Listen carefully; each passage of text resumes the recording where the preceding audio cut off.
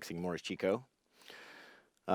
We made some good progress getting the sort of dark, antique kind of string sound that we were after. Right. That's a good word Um, for it. Antique. Antique.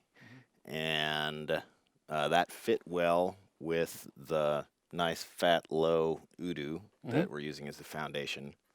The Sarode, we're basically using the same as we have. And in all of these... Slight, yeah, this road is basically the least changed element on the record, I think. Yeah. And so we're going for a different identity, slightly subtle changes in the way things sound to give each song on the record a slightly different character. But the Sarode is pretty much one of two poles that we've sort of set up. One that's more forward, and the other one that's a little bit more blendy. And this is the blendy Sarode. So we had worked out our antique sound for the strings, and was working well, and decided to integrate the tablas, which were a relatively tone-centric percussion instrument, and discovered that we needed to make a little bit of space in the strings for them, because the tablas do drone at very specific frequencies. Yeah, it's a tuned percussion instrument, so the sort of main high ring tone is at a C.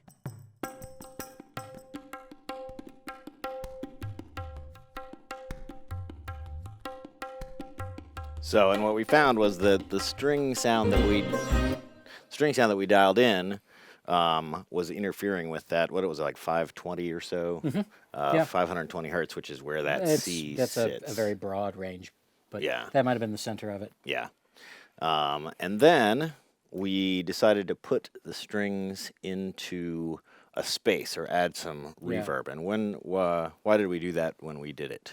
Well, essentially, it was another element of the mix that was still a complete unknown.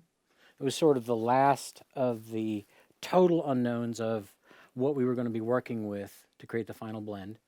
And we had discussed earlier the sense of place where this song would happen. And you had described something that you had seen, where you'd seen people playing music in a town square, which you don't necessarily associate with a specific acoustic signature. But if you've ever been in, a quasi-urban environment, you'll realize that, especially in one open space, there are sort of diffuse echoes that come back from you from the buildings. Yeah, fairly close. Yeah, and fairly close. So not a smooth sound necessarily, but sort of separated by time between the initial sound and when the reverberated sound comes back. Right. A combination of that and a relatively intimate environment, so not really large. And having discussed that, and realizing that it was sort of time to see what that final ingredient was going to be for our mix, for the final blending of everything.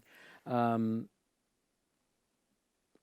didn't explain this at the time, but I chose the strings to use to pick the reverb, primarily because almost any reverb can sound good in isolation from a percussive instrument. Right. Like an impulse will give you a very pretty picture of what the reverb is going to do. When you start sending it a bunch of notes, there are less scenarios that work than do. There are less that do work than don't work. In other words, there are a lot more that don't work. So that's the reason why we were going with that sound. So, and we've decided we're basically auditioning that sound. We were auditioning that sound, and the big question was, is that also going to work with the strings? Because that is a much harder fit than basically something with the percussion. Because now we have sort of not only the tempo of the song, but we also have the note and frequency content.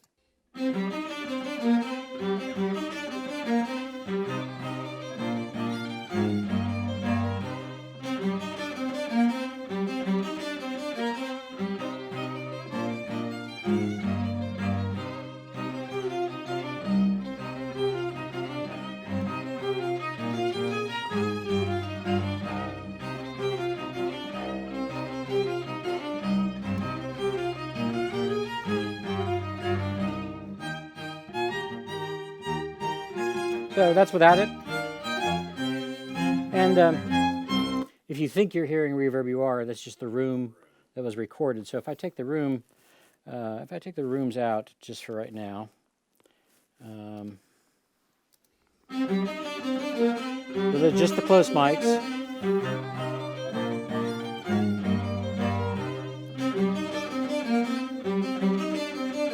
So that's the reverb. Now I also chose a reverb that was very similar to the natural room sound that we get. Right, so here. you don't get conflicting. Just so that the fundamental sounds were going to, we weren't going to be changing them radically. Right.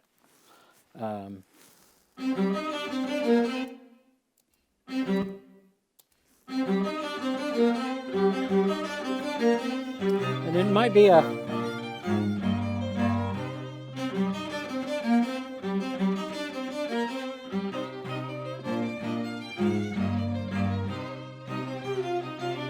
and I think that there's actually a case to possibly EQ the reverb return to make it perhaps a little bit more spacious from the strings themselves. I don't want to change the way the strings sound. How do you mean spacious? Sort of so they're not sort of sitting on top of one another, but the reverb is filling in the spaces around the natural strings. You want that sort of air sound that we have out in the music room. Exactly. It gives you that. Yeah, and that no matter how much reverberation you add, it doesn't make the original signal blurry. Right. So there's always that space for the dry signal. So I'm going to try something.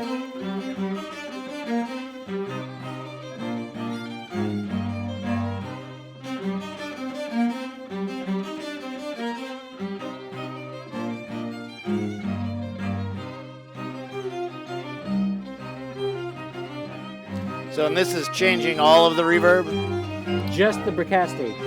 but the Bricasti on whatever Yes. we use it on, right?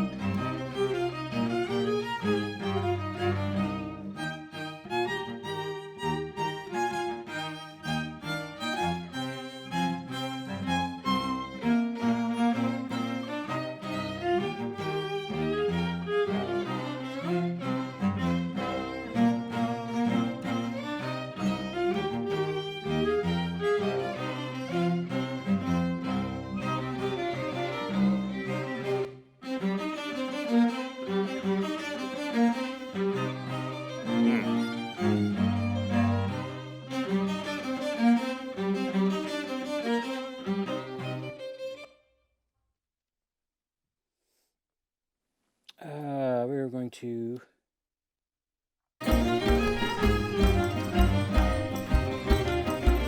So this is our. That's the solo This reverb. is just the reverb return here. That's the un-EQ reverb. That's the EQ'd reverb. So you cut out some of the low mids, it sounds Yes, exactly. Sort of where the strings are naturally very sustained. like. Oh, so that the reverb is not stepping on the original signal. Exactly, Gotcha. exactly. That's the point. And we can add a little bit of.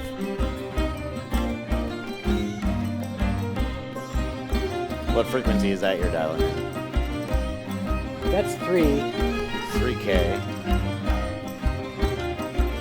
That's 1.5.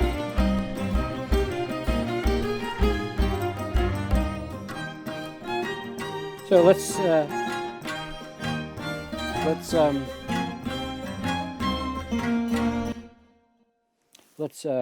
listen to the difference.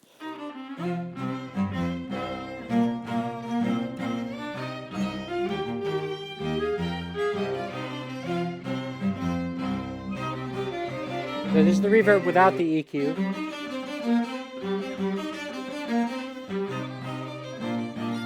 Okay, this is with the EQ.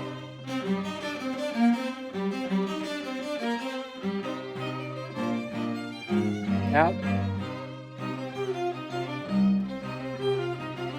So what you're listening for, or what I should say is what I'm listening for, is a little bit more separation between the original signal and the reverberated signal, so that they are cooperating as opposed to interfering.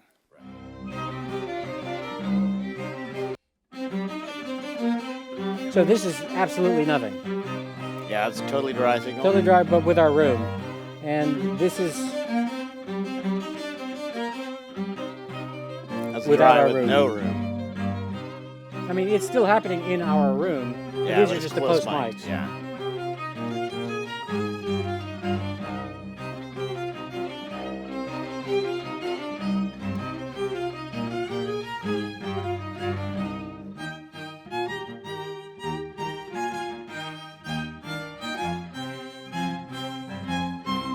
And when we add some of the percussive elements, the sense of space will get even better.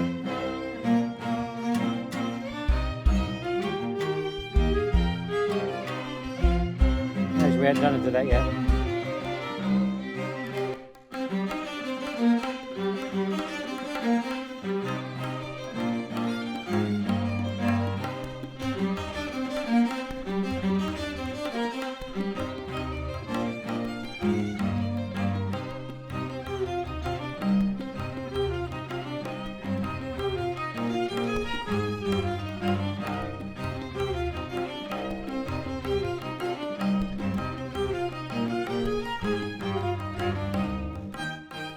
Balancing and panning the strings a little bit. Yes, yeah, just making sure that they...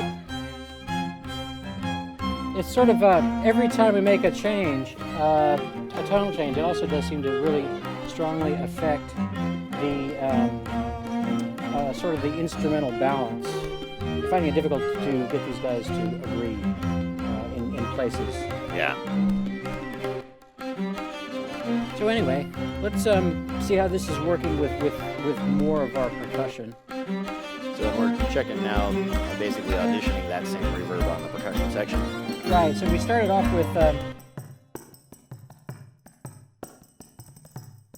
it's the Conjura.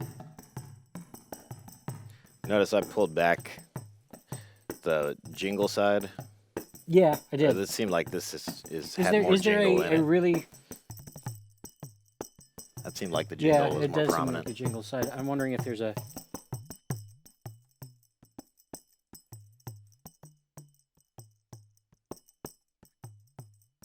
Wondering if there's a what?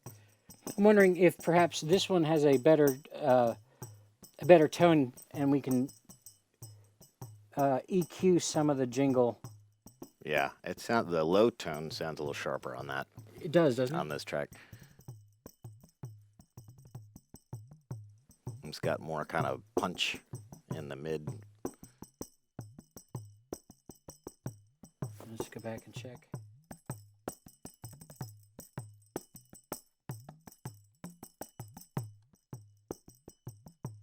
Is that getting you the effect that you wanted? Yeah, it's getting a little dull probably. So maybe we should stick with. And then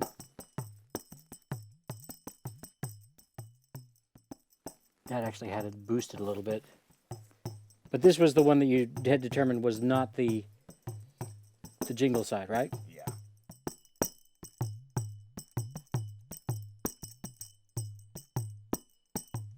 Yeah, so this instrument's basically like a tambourine, but...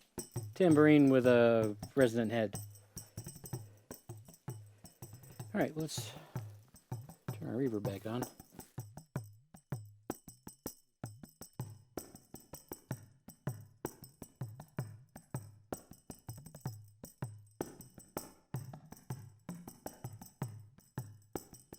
Not going to take much.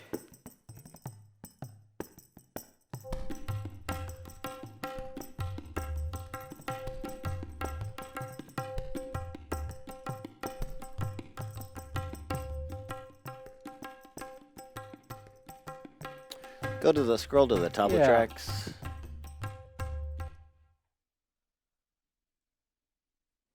Yeah, we're listening to the right one.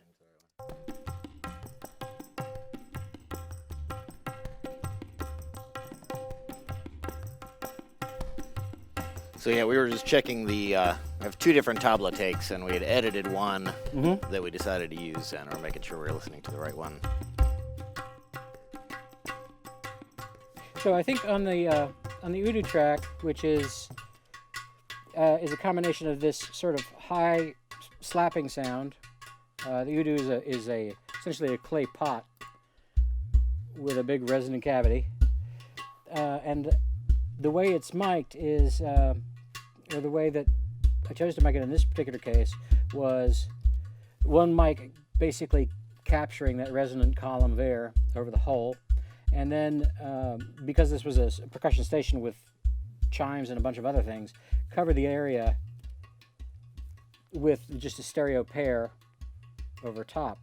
And in this particular case, what I think we want to do is apply the reverb basically just to the ones out on the sides. Right, which is just like Which picking is up most just of the high. the lighter stuff, because I don't think we're going to really require reverb on that low frequency. Yeah, why would that be? Well, it could get in the way. It also well,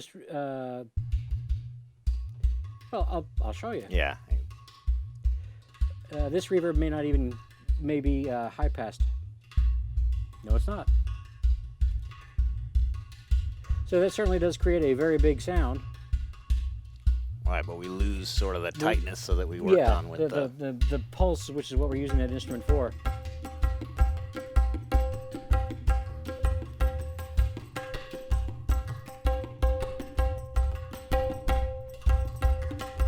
That's pulling the reverb up. Yeah. Yeah, Not liking it. No, it gets muddy No. immediately. But I do like it on the Tala and Kinjira. And we have it going here on the outside. Oh, yes, on the outside.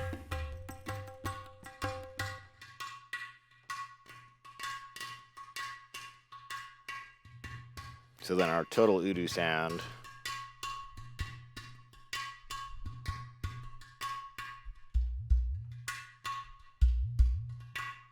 It's nice. Yeah.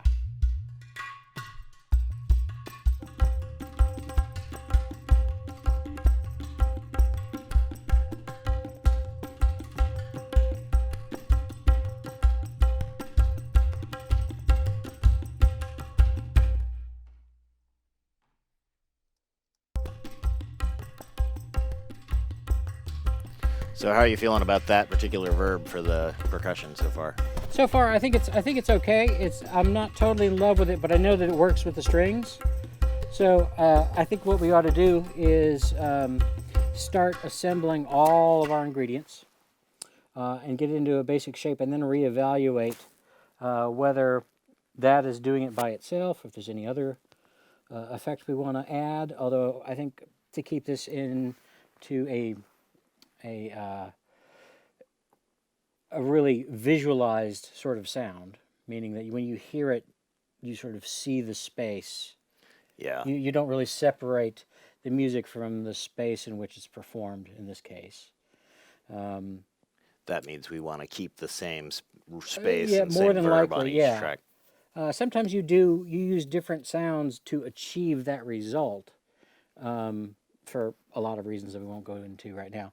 But I think that this is a good starting point for that effect. So what I would like to do next is I'm going to create some groups on the console so that we can have all of these individual elements on single faders right here in the middle, and can do some basic adjustment of the fundamental elements of the song, of the mix.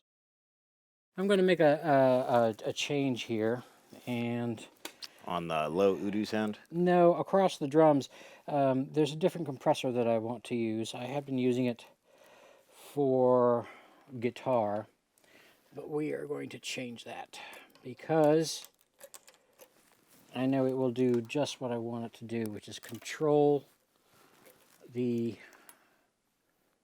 oops, not that one. It's going to control sort of the bottom end of the drums as a group by using this fella. The tube tech? Yes, right here. And probably could turn him back on. So let's see what happens when we do this.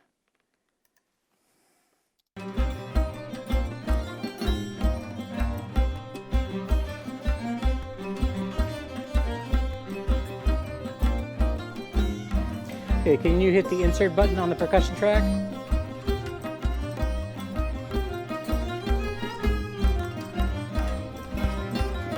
Oh, yeah. There it is. Yeah, so basically that just took a lot of that sort of rumbly, unfocused boom out of the percussion. But I didn't want to lose all of it. So,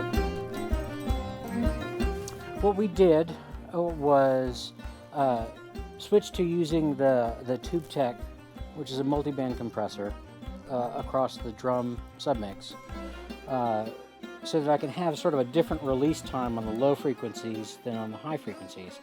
Because I didn't really want to reduce those frequencies because they're playing a big role in the pulse of the sound. The low frequencies. Right. So what I'm doing is sort of using this to sort of control the ring. It's allowing the low frequency transient to come through.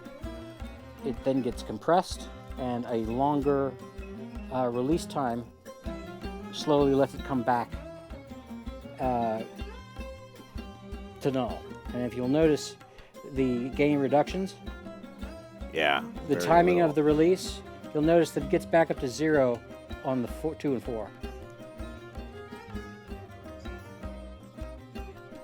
You see how it's actually hitting 0 right on the backbeat? Gut right there. Right. Give us some articulation. Oh, Yeah. Let me get you on the spot where the low part is so happening. this tune is in 5/8, and it's basically on the 5th beat of the 5/8 that the bottom light is returning back to the top. And so what's happening is when it goes down, that's showing you how much of the low frequency it's cutting out. And when it makes it back up to the top, that's telling you when it's stopped cutting it.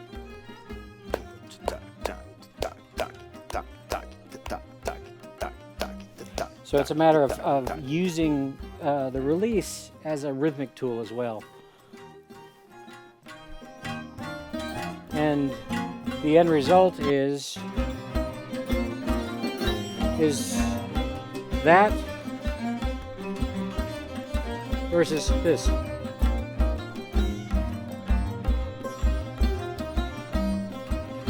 I need to slow this attack up a bit.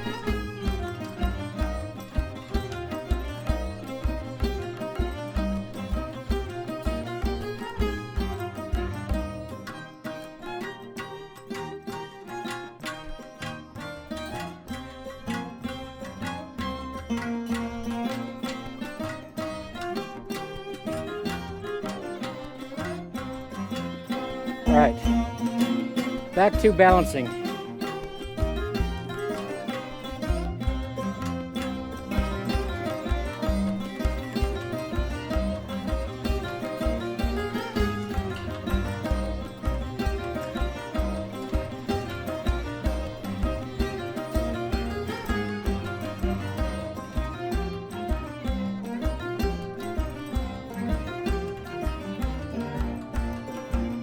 Take some of this off of the strings. Some of the reverb? Yes.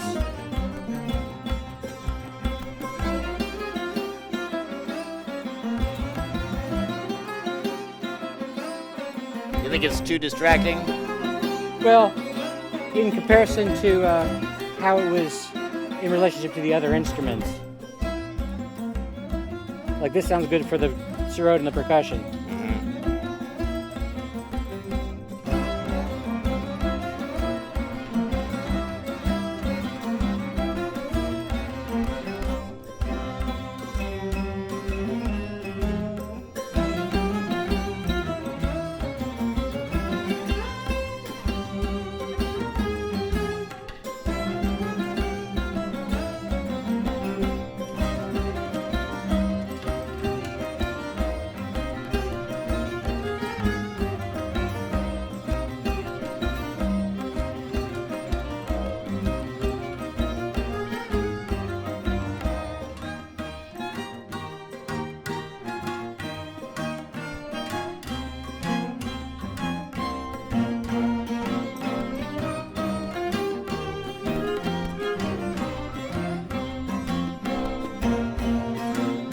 roll a little bit out of the low tabla, low frequencies. Yeah. Using a high pass filter for that? Yes. And I think I need a little bit more punch from that somehow.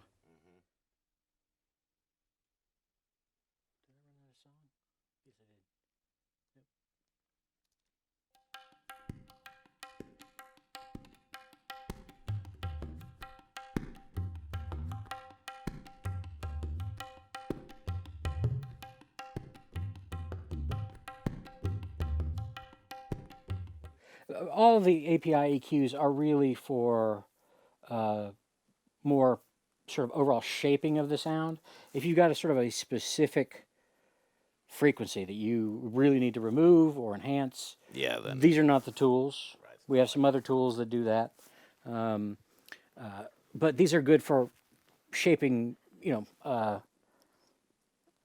taking the block of granite and making it roughly elephant shaped. Right. So I'm just trying to sort of get a bit more pulse out of this tabla, this low tabla, without too much low mud.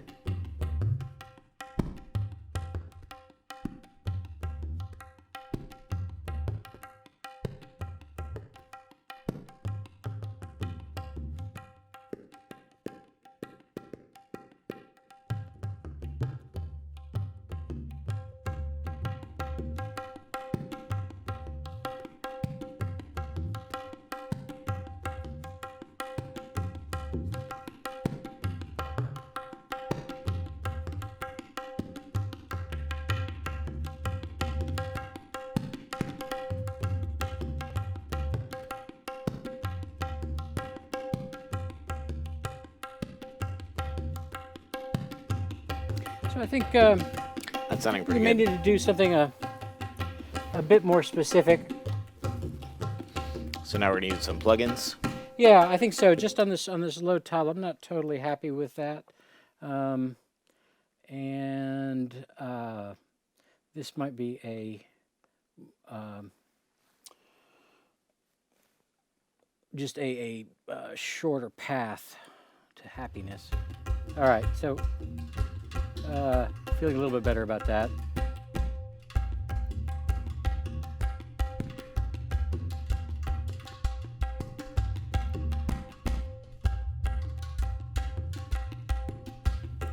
Now they're fitting together a little bit better. Yeah, I think so too. You've got the tabla. Yeah, right wide. now until we figure out how it works with the Sarode.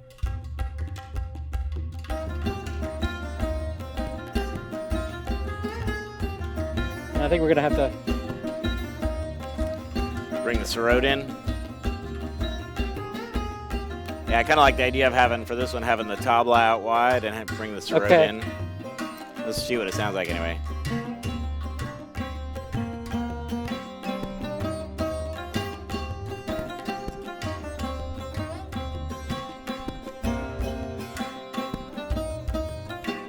Okay.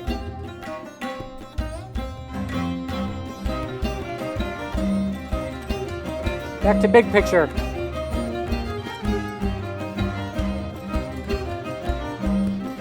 Stand back here for a second.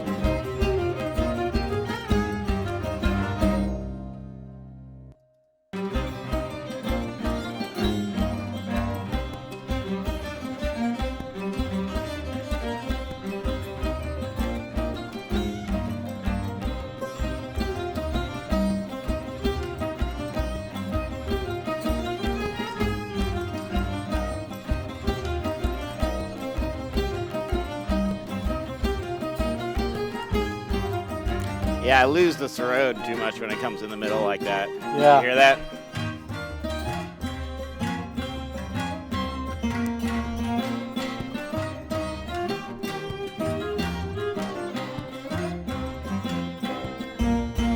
We're not using the super. Probably will at some point.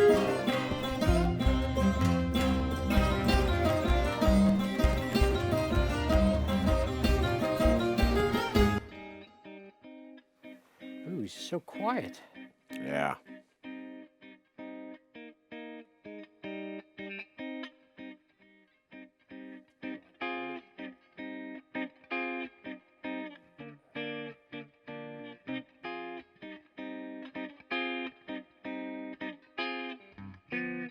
Compress it. So even it out a little bit. Yeah, just to get it in a.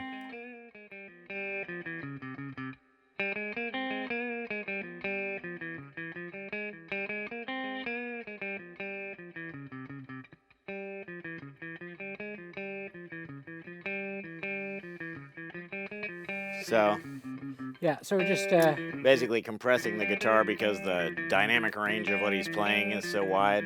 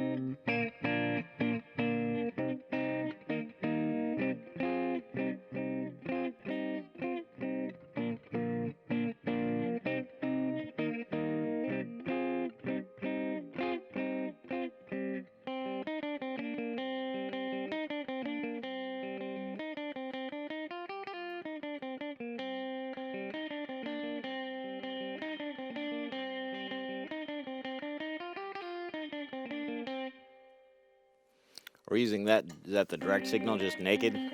no, that's the Supro. No, the middle. What's Yeah, in the that middle? was just possibility. He had mentioned that to me that he thought that might be a good thing. I'm not sure. I'm not buying it really. I'm not really either. And that's through the Sans amp. Yeah, which needs a little bit of.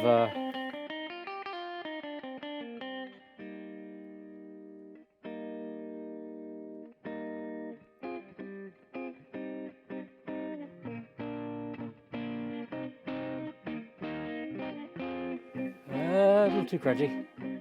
What do you think about the Princeton on this one? It may be the right thing, but let's see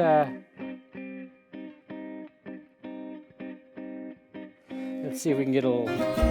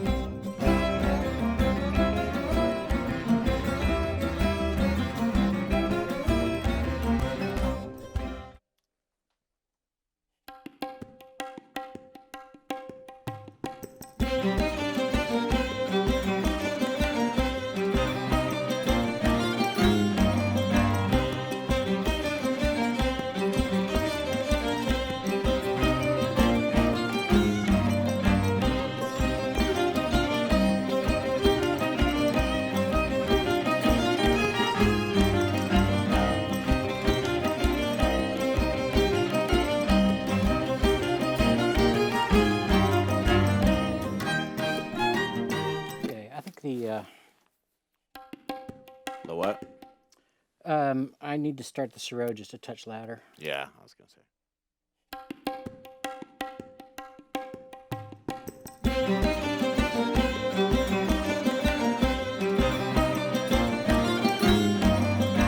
Yeah, it's better.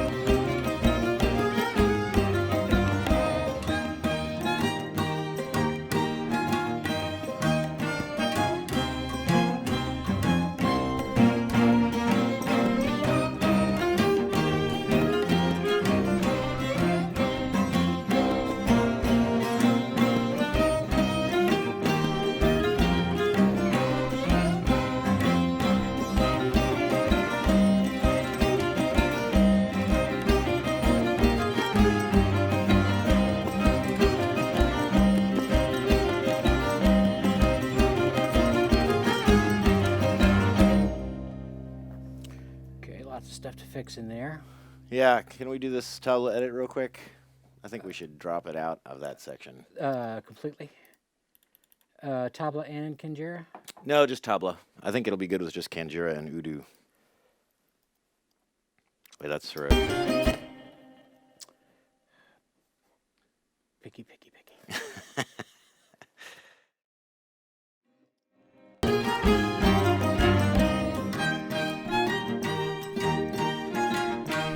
Yeah, that lightens it up.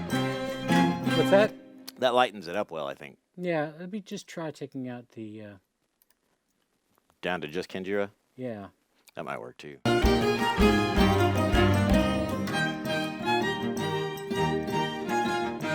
I turn that up a little bit. Put the Udu back in.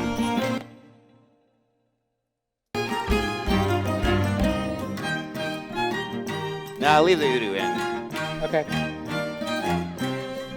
Because he doesn't hit any bass notes in that section. Right.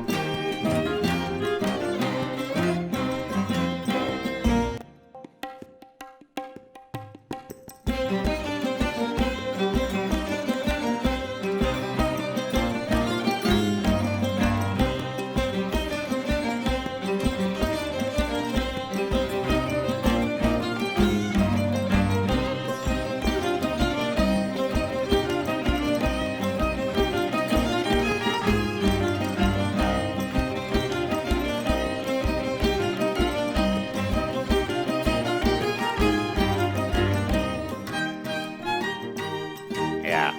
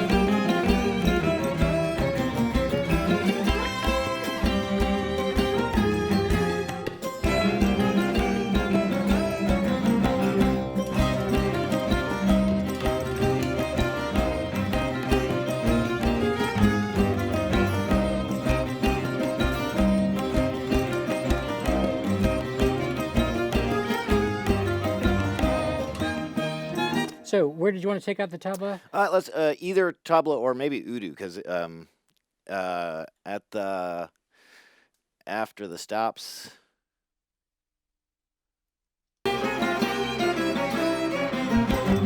Out. Maybe Udu out. To get rid of the pulse, right? Yeah. Back.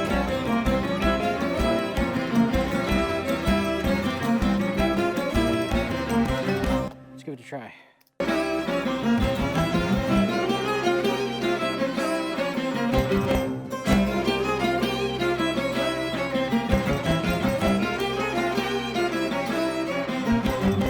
Out.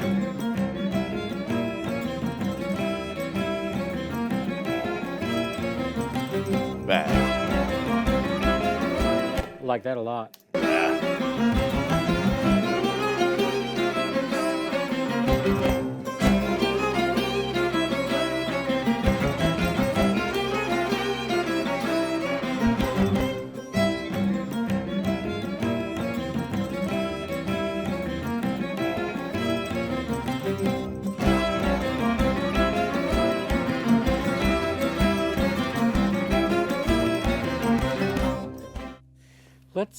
Let's give it a listen on the small speakers. Yeah.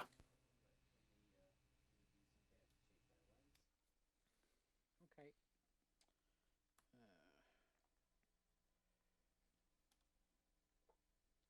We'll give it a listen on the ATCs.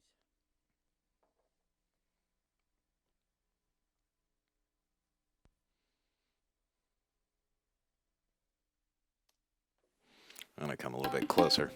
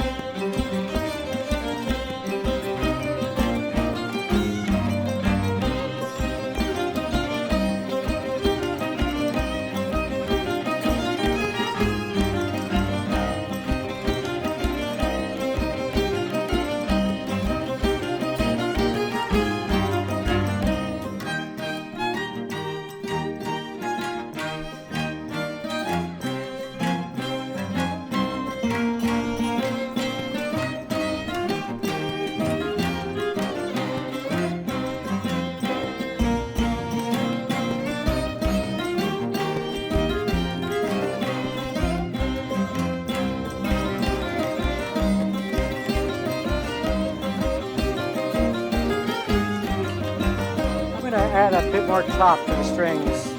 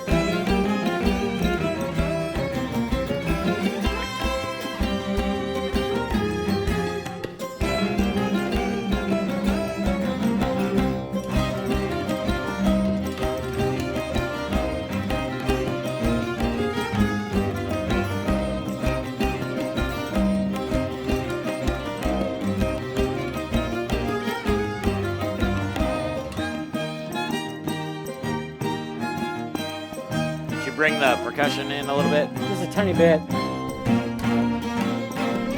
Feeling a little separated from everybody else. Yeah.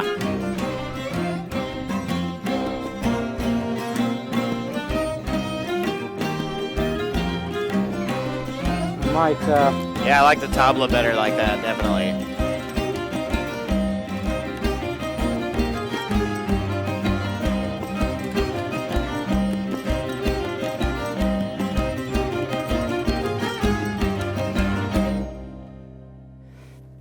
Let's check this without the sub, just to make sure that we've got some good udo happening. Yeah.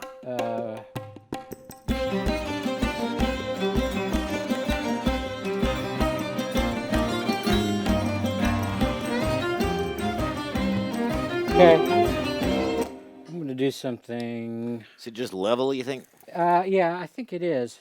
Because it sounded after we cut him out and he came back in, he sounded back to where it was before.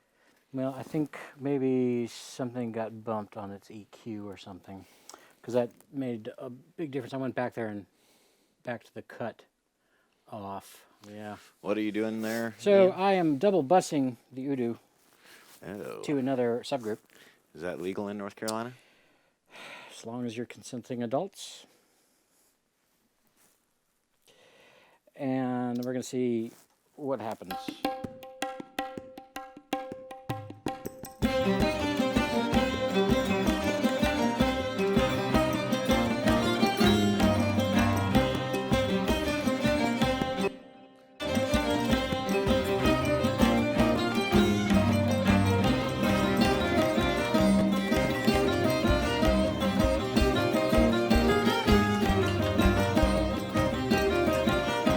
Okay.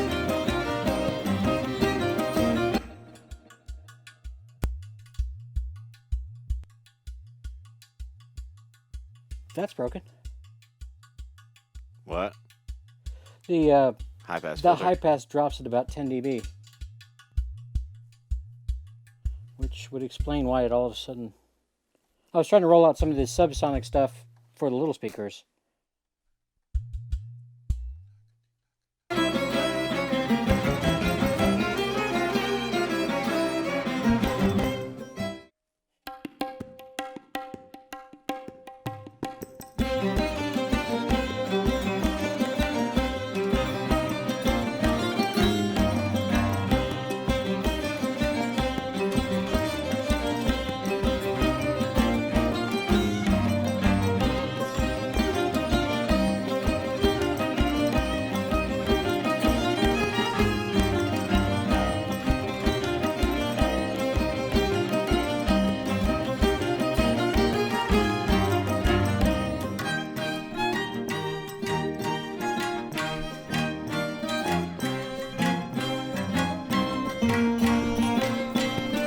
So this is without the sub.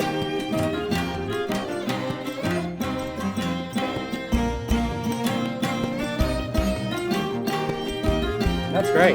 Yeah. Perfect. Okay. Yeah. I think we are really close. I think it's time for a final listen and then Yeah. possibly print, unless we hear something. So let's just listen down from the top. All right, you ready? Yeah.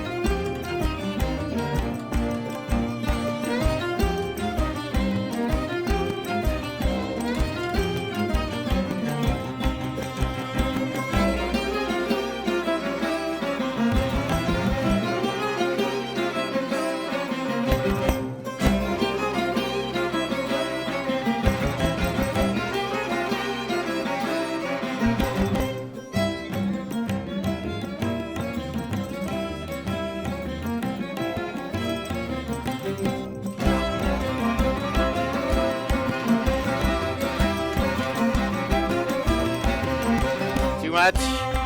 No, Okay. definitely not.